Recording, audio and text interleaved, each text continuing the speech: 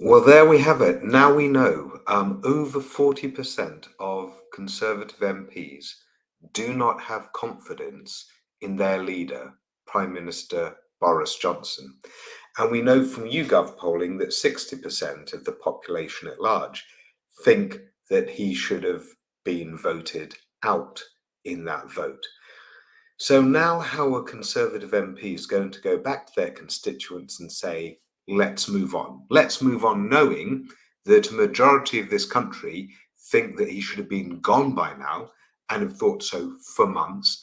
An even greater majority of this country know that he's been lying all the way through, and even a majority of Conservative voters know that he's been lying all the way through, and approaching half of his own MPs think that he shouldn't be there.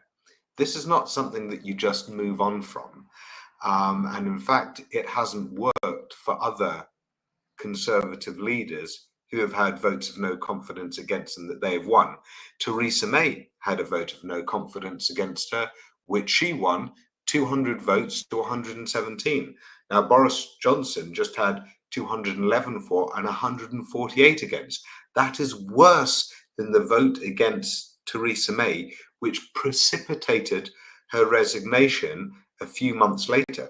As Jacob Rees-Mogg said at the time, a third of your party not backing you, I think that shows that she should go, she should resign. But this is 40%, in fact, 41.2% to be precise. And this isn't the end of it, is it? Because there is so much against Boris Johnson, hence the booing, not just on that one day in the Jubilee when he went out, went in and out, but then there was the restaurant as well. Then there was when he was going in to vote as well. He is now being booed everywhere. We also have the by-elections coming up on the 23rd of this month. Wakefield, which is meant to be held by the Conservatives, polls are showing over 20% of the vote against the Conservatives. So Labour 20% ahead of the Tories on that. And if they lose in the other by-election as well against the Lib Dems, then all of this is looking like it's just going to pile more and more pressure on the same dynamic. Similarly with Partygate, it is not over. There are parties that weren't investigated by Sue Gray. Looks like some of the most egregious ones in their own flat. Plus, there's the Parliamentary Standards Committee that is going to be exploring that as well and can call up that evidence. Essentially, the country cannot move on. The country cannot move on until just one man moves out.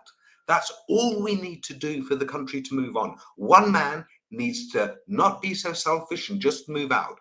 One man out, 65 million people moving on. And the Tories, who like to talk about getting the big calls right, have just got a big call very, very wrong right now. And it is going to strap them to the mast of a rotting ship for months to come, and it is going to make their lot a lot worse.